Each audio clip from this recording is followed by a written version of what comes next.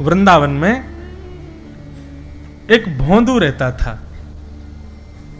उसका नाम कुछ और था, पर वो इतना सीधा था कि सब प्यार से उसको भोंदू ही बुलाते थे। इतना सीधा था कि उसको यदि ये बोल दिया जाए कि सूरज यहां से उगा है तो वो वहीं देखता, अच्छा यहीं से उगा होगा। इतना सीधा, बुद्धि लगाता ही नहीं था कहीं भी। और वो भोंदू गैयाओं की सेवा के लिए एक आश्रम में रहता था, गायों की सेवा करता था। और जिस आश्रम में रहता था वहां के गुरुदेव शाम को प्रवचन करते थे, तो भोंदू बैठ करके उनके शिष्य बैठते थे, सबसे पीछे बैठ के सुनता था। अब सब शिष्य तो केवल सुनते थे, लेकिन भोंदू को लगता था गुरुजी जो बोल रहे हैं ये बिल्कुल सत्य है, इसमें कोई झूठ नहीं है। एक दिन गुरुजी प्रवचन करते हुए बोले, यमुना के पल्ली पार भांडीर वन में ठाकुर जी गैया चराने आए। भांडीर वन का नाम सुनते भोंदू कान खड़े हो गए। बोले भांडीर वन तो मैं जाता हूं गैया लेके, मुझे तो कभी मिले नहीं वहां पे।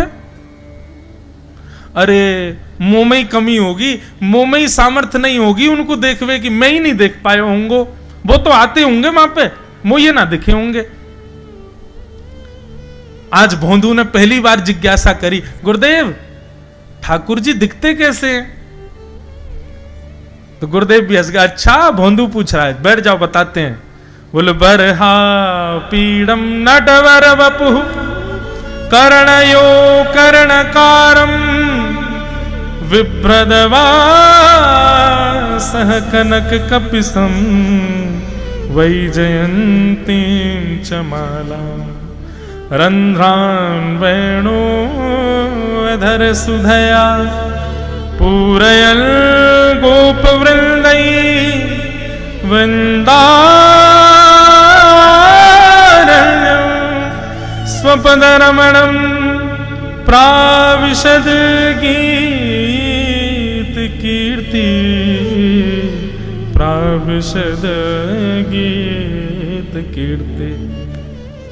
मोर मुकुट पहनते हैं ठाकुर जी, और बोले दो कान हैं लेकिन कुंडल एक ही पहनते हैं, और ऐसे कुंडल नहीं पहनते हीरे के सोने के। तो बोले ठाकुर जी ऐसे पुष्प तोड़ के कान के ऊपर लगा लेते हैं।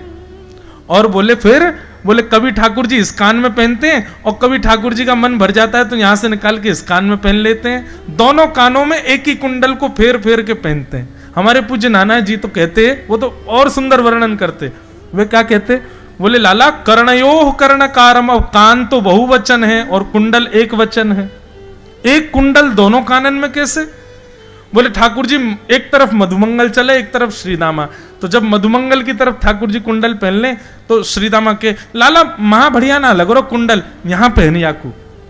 सो ठाकुर जी ऐसे निकाल के नहीं पहनते हैं, ठाकुर जी की चाल ऐसी मदमस्त है, निकाल करके उछालते हैं ऊपर, और यूं कान करें तो सीधो आके यहीं लगे वो पुष्प। और फिर सब ग्वाल बाल ताला बजामा जय हो लाला जय हो लाला।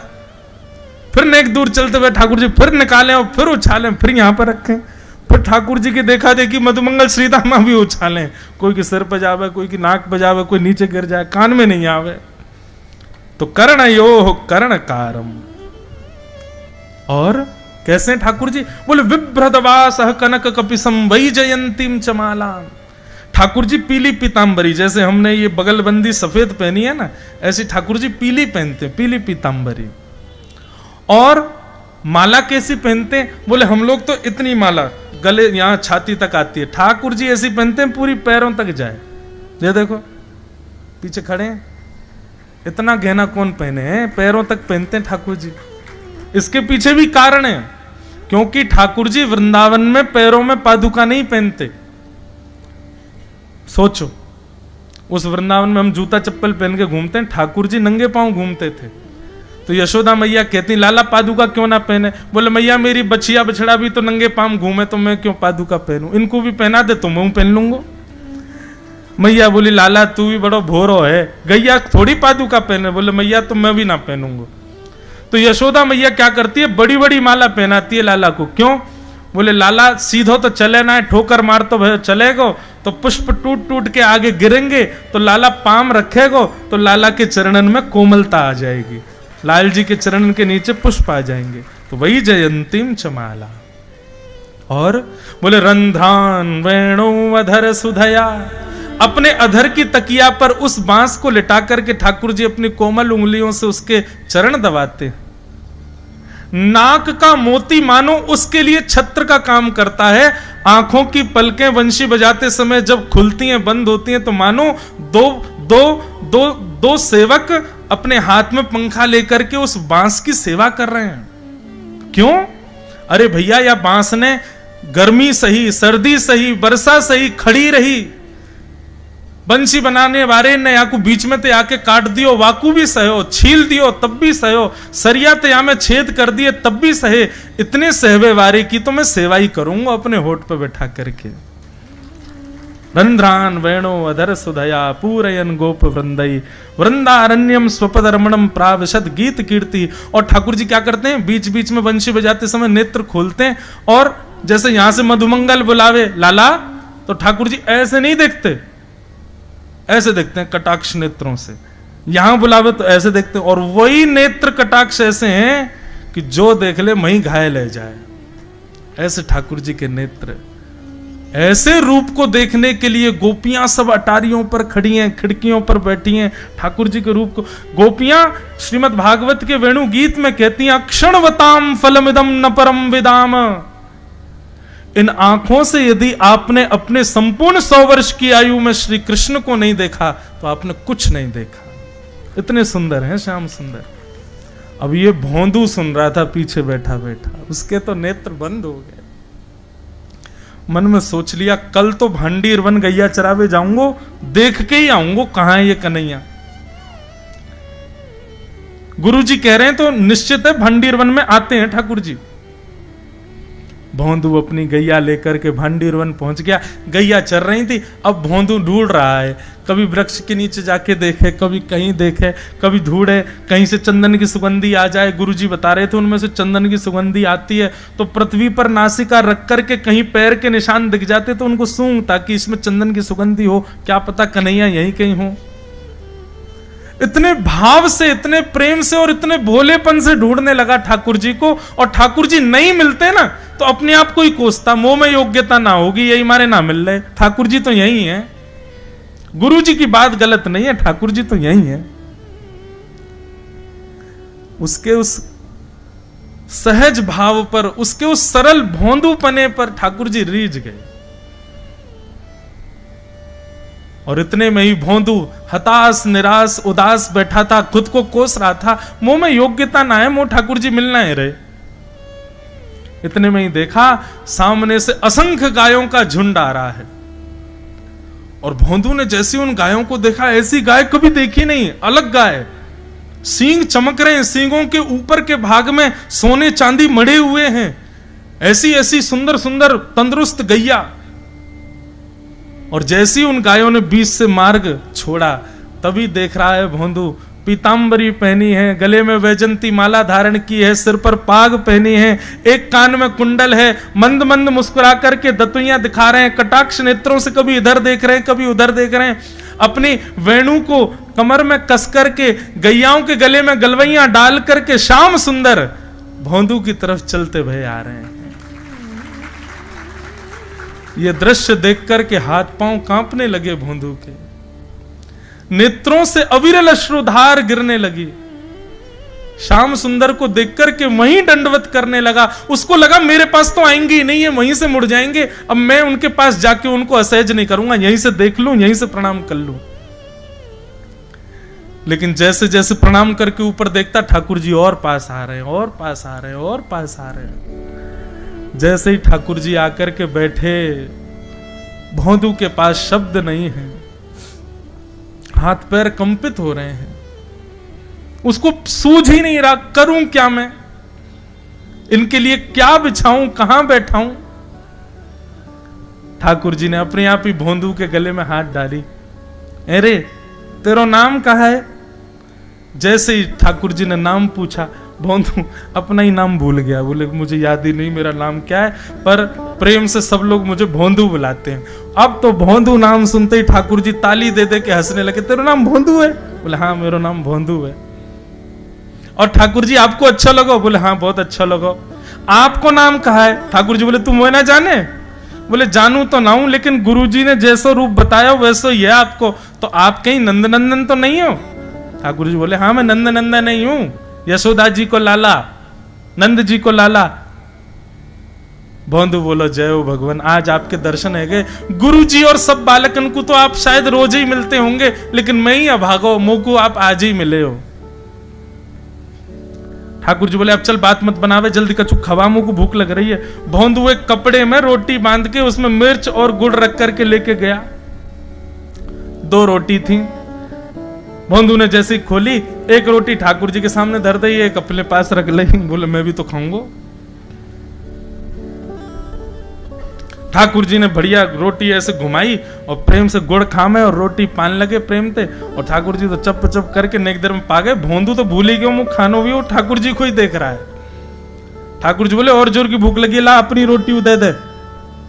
भोंदू बोलो मुंह को भी भूख लगी है। बोले अच्छा चल आधी आधी खा ले, या मैं ते आधी तू खा ले आधी मैं खा लूं, दोनों खा लिए।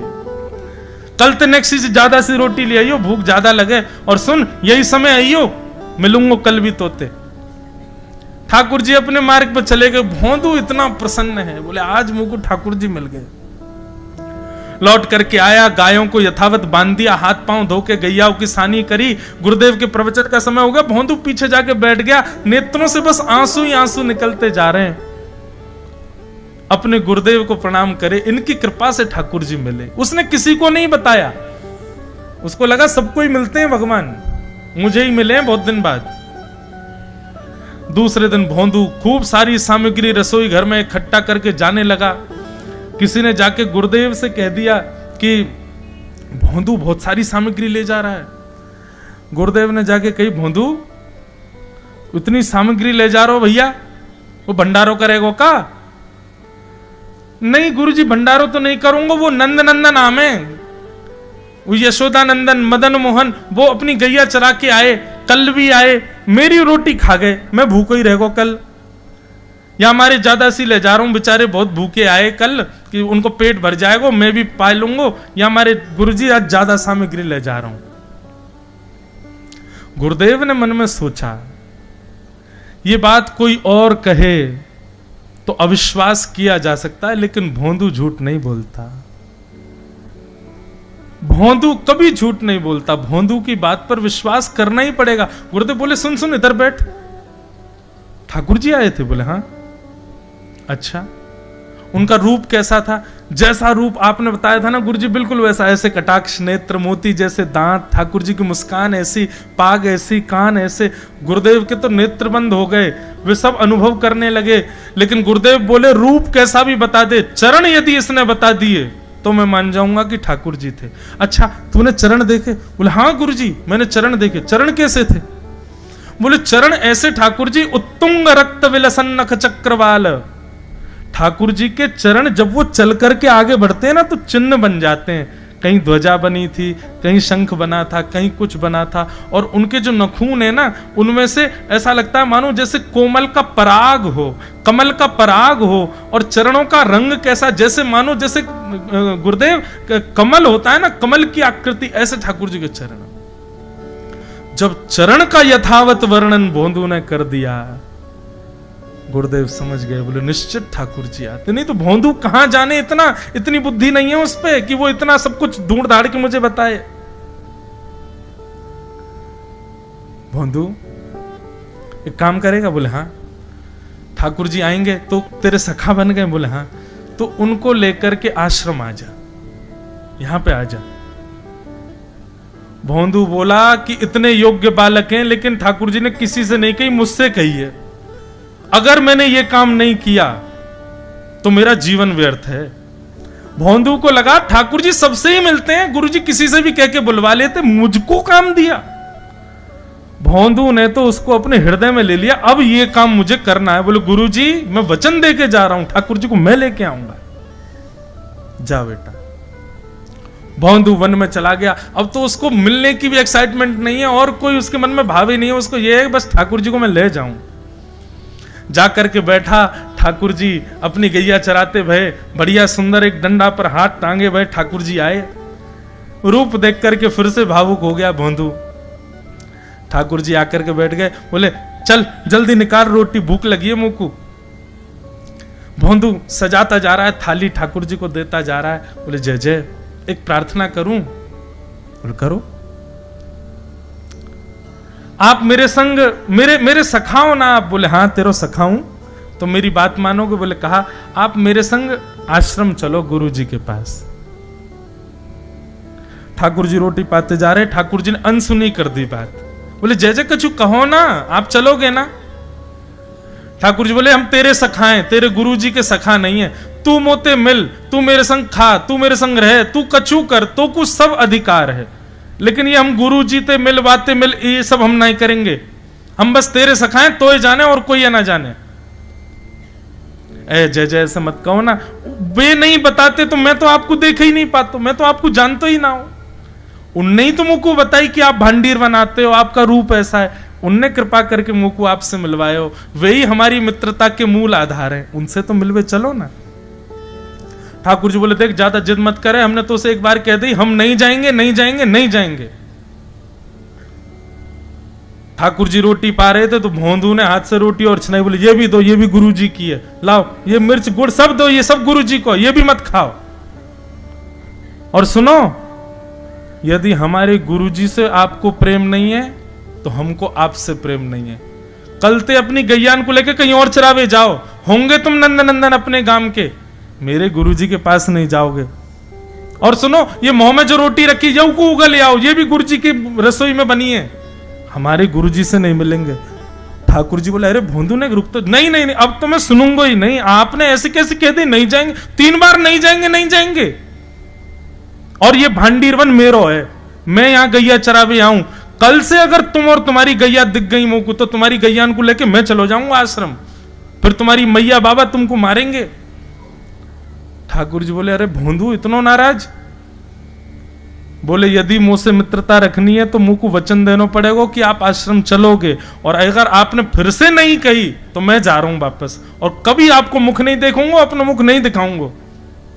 ठाकुर जी बोले इस मुख को देखने के लिए या संग के लिए लोग पता हो तो कितनी तपस्या करें। बोले जो तपस्या करें उनको मुबारक, तुम मुंह को ना चाहिए, मुंह ना मिलनो तुमते, मुंह कोई गरज ना पड़ रही तुमते, आज तक नहीं मिले कल ही तो मिले हो मोते, और वो भी गुरुदेव की कृपा से मिले हो, जाओ मत मिलियो, मुझे ना चाहिए तुम। ठाकुर जी बोले मैं तो ना जाऊंगा, मैं तो तेरे पास ही रहूंगा। बोले तुम मत जाओ, मैं जा रहा हूं। बंधु ने अपनी सब सामान उठाए, गैया वैया उठाई, हाँकता हुआ गैयाओं को लेके जाने लगा वापस। ठाकुर जी के नेत्र सजल हो गए। भोंदू, ठाकुर जी पुकार रहे हैं भोंदू को, मानो जैसे त्रिलोकी लेके जा रहा है वो ठाकुर जी के, जैसे मानो पूरा ऐश्वर्य ठाकुर जी का ले जा रहा हो। अरे भोंदू ने रुक तो जा। भोंदू बोला अपना मुख भी नहीं दिखाऊंगा यदि आप नहीं चलोगे तो। भोंदू थोड़ी दूर गया, ठाकुर जी को लगी वापस आ जाएगा, थोड़ी और दूर गया, लगा अब आ जाएगा, लेकिन जब भोंदू दिखना बंद हो गया हमारे ठाकुर जी विचलित हो गए, दौड़े भोंदू की तरफ। गैया चराता हुआ वापस जा रहा था अपने आश्रम, ठाकुर जी दौड़ करके गए और जाकर के भोंदू के पिद्दी पे चढ़ गए। पिद्दी समझते हैं? ये कंधे पर चढ़ जाना, इसको ब्रजभाषा में कहते हैं पिद्दी पे चढ़ना। ठाकुर जी जाकर के पीछे से कंधा पे चढ़ गए, पाम से पेट पकड़ लिया और हाथन से बोले ले चल अपने गुरुदेव के पास, चलूंगा तू जहां कहेगो, लेकिन तो दूर नहीं जान दूंगा। और भोंदू ठाकुर जी को ऐसे ऊपर चढ़ा करके गैयाओं के साथ लेकर के आश्रम जा रहा है। गैयाओं ने जैसे ही आश्रम में प्रवेश किया, गुरुदेव आकर के खड़े हो गए और मन में बस विचार कर रहे थे, हाथ पांव कांप रहे थे, बोले ठाकुर जी आएंगे कि नहीं। और जैसे ही गायों का समूह भीतर प्रवेश हुआ, इतने में ही भोंदू आया और तभी देखा भोंदू के पिद्दी पर ठाकुर जी टंगे भय आ रहे हैं। ये दृश्य देखते ही गुरुदेव मूर्छित होकर गिर पड़े। वही जैसे तैसे होश में आए, होश में आकर के जैसे ही ठाकुर जी को देखा, सिंहासन पर भगवान बैठे हैं जहां गुरुदेव बैठते थे और भोंदू उनके बगल में बैठा है। आज गुरुदेव ने जाकर के पहले भोंदू को प्रणाम किया, बोले जय हो, धन्य है तू। इतनी तपस्या की, इतना भजन किया, घर परिवार त्याग दिया, वैराग्य त्याग सब हमारे जीवन में, तब भी ठाकुर जी नहीं मिले। लेकिन वारे भोंदू, तेरी सरलता, तेरी सहजता, तेरा ये निर्मल भाव कि ठाकुर जी तेरे अधीन होके यहां आश्रम तक चले आए। ये बंधुओं, ये मनगणंत कथा नहीं है, ये वास्तविक सत्य घटना है वृंदावन की। और ठाकुर जी सदा के लिए भोंदू के संग रहने लगे। और फिर कुछ समय बाद भोंदू गैया चराता हुआ भांडीर वन गया और फिर कभी लौट करके नहीं आया, ठाकुर जी के संग ही प्रस्थान कर गया। बोलो भक्त वत्सल भगवान की जय। ऐसा भोलापन यदि, ऐसी सरलता, सहजता, निर्मलता यदि हम में है तो त्रिलोकीनाथ पर ब्रह्म को भी हम बांध सकते हैं, वो बंध जाते हैं। और ब्रजवासियों ने वही किया है।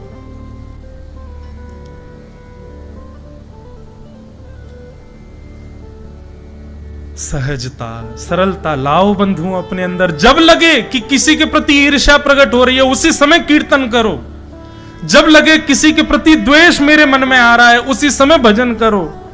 जब लगे किसी से दुश्मनी लग रही है, उसी समय, जब लगे मेरे मुख से कुछ गलत निकल गया, क्षमा मांगो, भजन करो। अपने आप को सरल बनाओ, ऐसा बनाओ कि ठाकुर जी को प्रिय लगो। जितना हो सके दीन, जितना हो सके सरल सहज स्वभाव में रहो, ठाकुर जी को वही प्रिय है। भगवान अपनी लीला करने लगे। यहां कंस ने धनुर्यज्ञ का पूरा कार्यक्रम बना लिया, अक्रूर जी महाराज को वृंदावन भेजा। अब हम जल्दी जल्दी चलें। अक्रूर जी महाराज ने वृंदावन आकर के नंद यशोदा सबको बताया, बोले आपके लाला को कंस ने पुरस्कार देने के लिए बुलाया है। नंद बाबा यशोदा पहले तो सहम गए, लेकिन फिर बाद में ठाकुर जी ही बोले दुनिया के बालक घूमे जामे, हम तो यह जमुना ते पल्ली पार गए ही ना है कभी, हमें पतो ही ना बाकी आगे भी दुनिया है। पिताजी दुनिया के बालक घूमे, हम जानो चाहिए। छोटे छोटे बालकों की बात सुनकर के नंद बाबा के मन में आया, ठीक है, हम और 2-4 ग्वाल बाल कन्हैया को मथुरा घुमा लाएंगे। और ठाकुर जी का मथुरा जाना निश्चित हो गया। लेकिन ब्रजवासियों को जैसे ये बात पता चली कि ठाकुर जी मथुरा जा रहे हैं, सबको मन में घबराहट होने लगी। ठाकुर जी वृंदावन से मथुरा की ओर प्रस्थान कर रहे हैं, सब ब्रजवासी रो रहे हैं। ठाकुर जी सबको आश्वासन दे रहे हैं, मैं परसों आ जाऊंगा, चिंता मत करो, 2 दिन की तो बात है। ब्रजवासी बोले लाला, तू जब सामने होवे ना और वास्तव में ये पलक यदि झपक जाए ना, तो वो एक क्षण से कम समय के लिए झपकी हुई पलक भी हमको 3 युग के समान लगे। तू 3 दिन की बात कर रहा है, कैसे रहेंगे हम तेरे बिना? त्रुटिर युगायते त्वाम पश्यताम, गोपी गीत में गोपियां कहती हैं, हे नंदन नंदन, जब आप आते हैं और उस समय यदि हमारी पलक झपक जाती है तो ऐसा लगता है मानो हे विधाता तेने ये पलक क्यों बनाई, तुमको पता नहीं श्याम सुंदर हमारे सामने होंगे। सोच कन्हैया, वो एक क्षण से कम समय के लिए झपकी हुई पलक इतना कष्ट देती है, 3 दिन तक तू दिखेगा ही ना, हम कैसे रहेंगे? ठाकुर जी सब ब्रजवासियों को हृदय से लगाने लगी। और एक प्रकार से आज की भाषा में कहूं, ठाकुर जी थोड़ा सा इमोशनल होके ब्लैकमेल कर रहे हैं सबको। अच्छा ठीक है, सब दुनिया के बालक जामे घूमे, हमें घूमने में सब रोक टोक लगा दो। अरे तुम ब्रजवासी ने ये चिड़ है कि कहीं मथुरा वारिन्य में पसंद नहीं आ जाऊं, या हमारे मुंह को नहीं भेज रहे हो? क्योंकि मुंह में योग्यता बहुत है ना, कि मैं कहीं मथुरा चलोगो तो तुम लोग तुमको जय जय मानो ना, वो तुमको जय जय मान लेंगे, या हमारे तुम्हें डर लग रहा है कि कहीं ये चलो नहीं जाए। ब्रजवासी बोले चल चल बात मत बनावे, चल जा, आ जाइयो परसों। ऐसी ब्रज की स्थिति, लेकिन फिर भी मनी मन सब रो रहे हैं। स्थिति ऐसी तक बताते हैं कि गोपियां रथ के आगे लेट गई, बोले जाना है तो हमारे प्राण ले लो, हम ठाकुर जी को जाते हुए नहीं देख सकते। सबको संभाल करके यशोदा मैया भी थोड़ी विचलित हुई। भगवान ने सब गोपियों को सुपुर्द करके और रथ में बैठ करके ठाकुर जी नेत्र बंद करके खूब रोए और ब्रज से मथुरा को प्रस्थान कर गए। बंधुओं, बस इस लीला में एक बात कह दूं, कर्तुम अकर्तुम अन्यथा कर्तुम समर्थ ईश्वर। ईश्वर वो है जो सब कुछ कर सकता है। ठाकुर जी का चित्त में जो प्रेम है ना, जो प्रेमास्पद श्री कृष्ण हैं, जो केवल अपने प्रेम का प्रकाश करते हैं, अपने प्रभावों का प्रकाश नहीं करते, ऐसे प्रेम प्रकाश करने वाले श्री कृष्ण तो वृंदावन से कभी जाते ही नहीं है। वृंदावन की सीमा से बाहर जैसे ही रथ गया तो यशोदा नंदन नंद नंदन प्रेम प्रधान श्री कृष्ण तो वहीं रुक गए। ठाकुर जी का जो प्रभाव और ऐश्वर्य का रूप है वो रथ में आरूढ़ होकर के मथुरा और द्वारिका की लीला करने गया है। प्रेमी श्री कृष्ण तो वृंदावन से कभी जाते ही नहीं, वो जा ही नहीं सकते, क्योंकि और कहीं बाहर प्रेम है ही नहीं। एक पग भी ठाकुर जी वृंदावन से बाहर नहीं रखते। मतलब अब समझ रहे हैं ना बात को, हमारे अंदर दोनों स्वभाव है, प्रेम का स्वभाव भी है, क्रोध का स्वभाव भी है। ठाकुर जी का जो प्रेम स्वभाव वाला रूप है वो सदा वृंदावन में ही रहता है, और ठाकुर जी का जो ऐश्वर्य प्रभाव वाला जो रूप है, जहां पर ठाकुर जी कंस को उठा के फेंक देंगे, मुष्टिक चानूर को एक एक मुक्के में मार देंगे, ये सब लीलाएं करेंगे, द्वारिका में जाके नगरी बसा देंगे, ये सब अब देखना, अब से कथा बिल्कुल बदल जाएगी। अब प्रेमी कृष्ण नहीं दिखेंगे, अब ऐश्वर्यवान कृष्ण दिखेंगे। यही इसी से ही पता चलता है कि प्रेमी कृष्ण तो वहीं रुक गए। और वहां के कहां बसे? बोले लता गुल्म पत्र पुष्प हवा व्यार सब में श्री कृष्ण विद्यमान हो गए वृंदावन में। और देवकी नंदन कृष्ण वे मथुरा को गए। मथुरा जाकर के ठाकुर जी ने दर्जी का उद्धार किया, माली का उद्धार किया, कुब्जा का उद्धार किया, कुबलिया पीड़ का उद्धार किया। सब कथाएं बहुत बड़ी हैं, सबका उद्धार किया। धनुष रखा था महादेव का। धनुष देखते ही ठाकुर जी बोले, दाऊ दादा पिछले अवतार में हमने तोड़ा था जनक जी का धनुष, जनक जी के यहां पर शंकर जी का धनुष, अब की बार आप तोड़ो, आप बड़े बन के आए हो।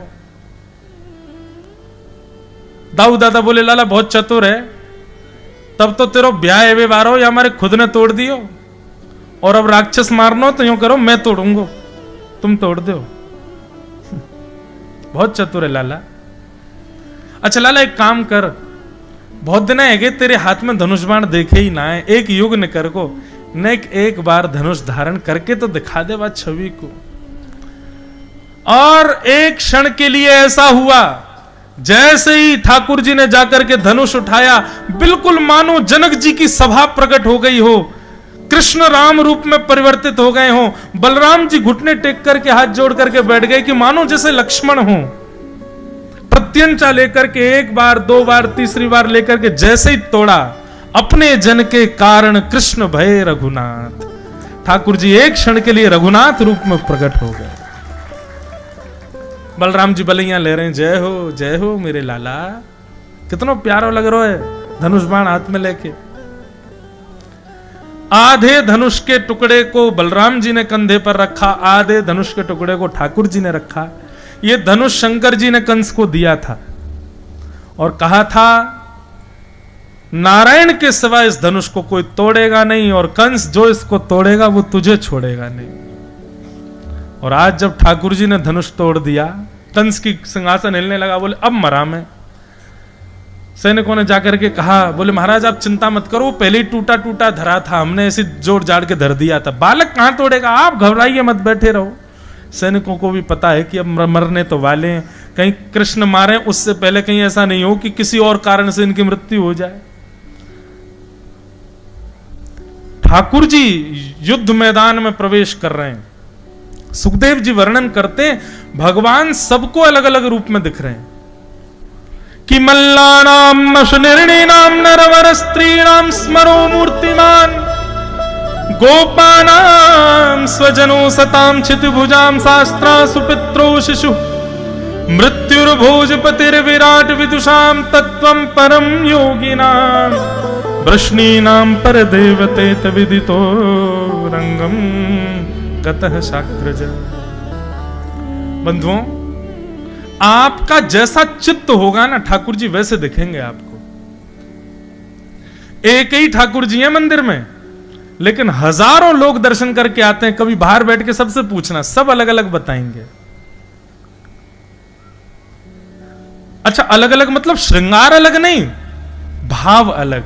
जैसे कोई तो ठाकुर जी को केवल ये कृपा करते हैं, अपने दुख सुनाओ तो ये कृपा करते हैं, वो इसी रूप में ही ठाकुर जी को देखते हैं कि एटीएम मशीन है, कृपा कृपा देते रहते हैं ये। कई लोग हैं वो ठाकुर जी को भगवान के रूप में देखते हैं और स्वयं को जीवात्मा। हम पापी हैं, कान पकड़ेंगे ठाकुर जी के आगे जाके, बहुत अपराध किए, ठाकुर क्षमा कर देना। हमारे ब्रज में आओ, ब्रज में ब्रजवासी दर्शन करवे जामे, ऐसे देखते हैं ठाकुर जी, हमारो लाला, शाबाश है लाला, क्या बंधन के बैठो भीतर, जोरदार लग रहा हो बिल्कुल। वहां के भाव ही अलग हैं। कोई मीराबाई जैसी, कोई तुलसीदास जैसे प्रेमी पहुंच जाए तो उनको ठाकुर जी अलग दिखते हैं। जाकी रही भावना जैसी, प्रभु मूरत देखी तिन तैसी। आपकी जैसी भावना होगी ठाकुर जी वैसे आपको दिखेंगे, वैसा अनुभव आपको कराएंगे। एक बार हम बोलते हैं कथा में, और कई जगह में कथा करने जाता हूं तो लोग, जब मैं जाता हूं गाड़ी की तरफ तो ये बात बोल देते हैं मुझसे, जो अभी मैं सुना रहा हूं। एक बार दो वैष्णव गए नाथ द्वार, श्रीनाथ जी खड़े थे ऐसे, नीची नजर करके खड़े रहते हैं जो। तो वैष्णव ब्रजवासी बोले, लाला मेवाड़ में आके बैठ गए हो, नीची नजर करके खड़ो है, और मोह देखो ऐसा रसगुल्ला सो मोह कर लियो है, मुस्कुरा भी नहीं रहे हो। ए लाला, हम तेरे ब्रजते आए, ने मुस्कुराए दे, ने आंख ने ऊपर करके देख ले हमें। ठाकुर जी तो यूं ही खड़े हैं। तो बोले ऐसे ना है माने। अब सब वहां जय जयकार करते हैं, कृष्ण कन्हैया लाल की, गिरिराज धरण की जय, गोवर्धन नाथ की जय, और सब जय जयकार करते हैं। पूछरी के लौठा की हुप हुप प्यारे। जब सबकी जय जयकार रह गई, सब दोनों जो ब्रजवासी एक आए, जब सब शांत रह गए तब जोड़ते बोले, बोल वृषभानु के जमाई की। और जैसे ही कही वृषभानु के जमाई की जय, एक क्षण के लिए श्रीनाथ जी के नेत्र भी ऊपर रह गए और मुस्कुरा के ठाकुर जी की दत्तुइयां दिख गई। ठाकुर जी प्रसन्न हो गए, जे कौन आए भैया? और ये मेरे ब्रजते आए हैं जरूर, वृषभानु के जमाई की जय। तो अभी मैं कभी कहीं कथा करने जाता हूं, कई लोग मेरे को देख के बोलते, बोल वृषभानु के जमाई की। मैंने की ये जय जयकार जरूर बोले करो ठाकुर जी के पास जाके, और वास्तव में आंख खोल के देखियो, कछु तो अनुभव होगा ठाकुर जी के अंदर। ऐसा लगेगा नेक देर को ठाकुर जी मुस्कुराए गए हों। अब कोई को जमाई बताए दोगे वृषभानु जी के तो खुश ही रह जाएंगे। ये सब भाव की बात है, जैसी आपकी भावना वैसे ठाकुर।